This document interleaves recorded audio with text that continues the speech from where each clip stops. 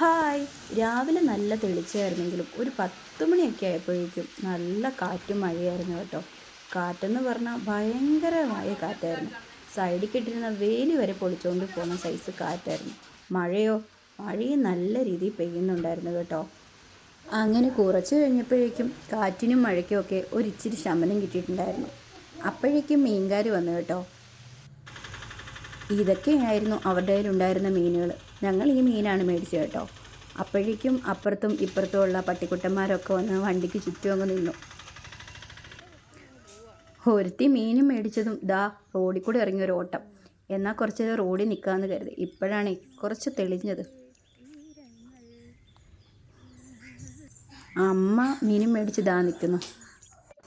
അങ്ങനെ നടന്ന് തോട്ടിലേക്ക് ചെന്നപ്പോൾ കണ്ട കാഴ്ചയോ, വെള്ളരിക്കയിൽ എന്തൊക്കെയോ എഴുതി ആരോ തോട്ടിൽ കൊണ്ടിട്ടിരിക്കുന്നു. ഇത് കണ്ട് അമ്മയോട് ചോദിച്ചപ്പോൾ പറഞ്ഞു ആരോ മന്ത്രമൊക്കെ ചൊല്ലിക്കൊണ്ടിട്ടതാണെന്ന്. കേട്ടപ്പോൾ ചിരിയാണ് വന്നത്. ഈ കാലത്തും ഇങ്ങനെയുള്ള മനുഷ്യരുണ്ടല്ലോ എന്ന് വിചാരിക്കുമ്പോൾ തന്നെ മനുഷ്യൻ കുളിക്കുന്നിടത്ത് തന്നെയാണ് കൊണ്ടിട്ടിരിക്കുന്നത്. ഇത് കണ്ട ആരും ഒന്ന് ഭയന്നു പോകും. അതുപോലെയാണ് ചെയ്തു വെച്ചിരിക്കുന്നത്. എന്താ അല്ലേ?